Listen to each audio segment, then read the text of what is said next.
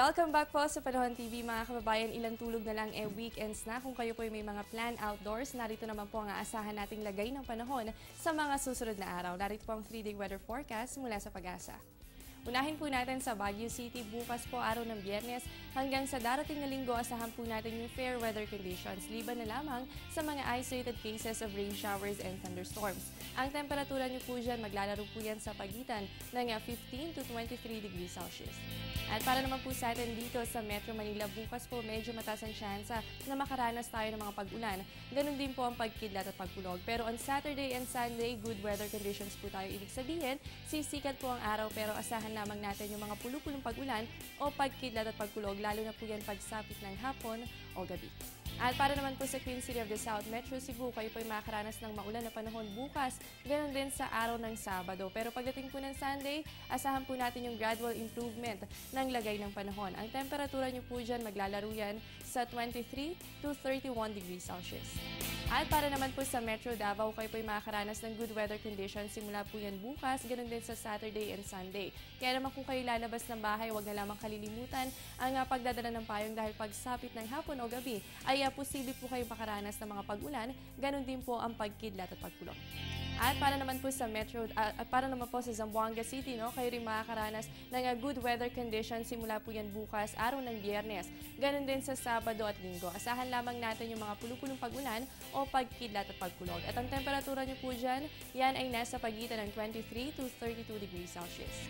At yan po ang 3-day weather forecast mula sa Pag-asa. At syempre, alamin din po natin magiging lagay pa ng temperatura sa mga selected areas dito sa bansa.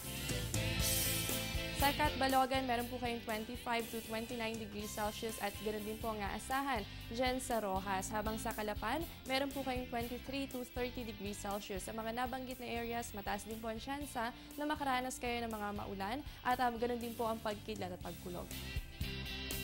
Sa Tagbilaran, meron po kayong 25 to 30 degrees Celsius. Ganoon din po ang aasahan sa Dipolog. Habang sa Kidapawan, kayo po ay meron 22 to 29 degrees Celsius. At alamin din po natin na magiging lagay pa ng temperatura sa mga tourist destinations sa bansa.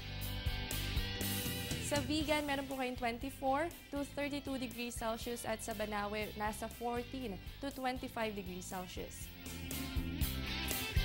Sa El Nido, Palawan, meron po kayong 25 to 32 degrees Celsius at sa Naga naman po, meron kayong 21 to 31 degrees Celsius. Samantala, alamin din po natin ang ating naging extremes of temperatures kahapon po yan. Ang ating minimum po ay pumalo po yan sa 24.9 degrees Celsius at nai-record po yan 6:10 ng umaga. Habang ang maximum naman natin, umabot naman yan sa 32.8 degrees Celsius at nai-record po yan 1:00 ng hapon. Para po sa ating relative humidity, ang minimum humidity natin ay nasa 71%. Nai-record po yan 1:00 ng hapon habang ang maximum natin ay umabot po yan sa 98% at nai-record naman po yan 6:00 ng umaga. At syempre po para magabayan din ang sektor ng agrikultura, narito po ang farm weather forecast mula sa Pag-asa. Ang areas po ng Metro Manila, Cagayan Valley, Central Luzon at Calabarzon, tayo po ay makakaranas ng maulan na panahon. Ganun din po ang mga pagkidlat at pagkulog. Kaya po ang upland farms natin ay merong temperaturang 15 to 24 degrees Celsius habang ang lowland farms naman natin, yan po ay nasa pagitan ng 23 to 33 degrees Celsius. Para po sa ating relative humidity, yan po ay nasa 75 to 100% at magtatatagal po ang leaf wetness natin ng 4 hanggang 6 na oras. At para naman po sa natitirang bahagi pa ng bansa natin, tayo po ay makakaranas ng fair weather conditions. Ibig sabihin, yan po ay partly cloudy to cloudy skies with isolated rain showers and thunderstorms. Kaya po ang upland farms nyo, yan ay nasa pagitan ng 21 to 29 degrees Celsius at lowland farms nyo naman, yan po ay nasa pagitan ng 24 to 32 degrees Celsius. Para po sa inyong relative humidity, yan po ay nasa 60 to 95% at ang leaf wetness naman po ay aabot hanggang 4 na oras. At yan po ang farm weather forecast mula sa Pag-asa. Magbabalik pa po ang Panahon TV pagkatapos ng ilang paalala.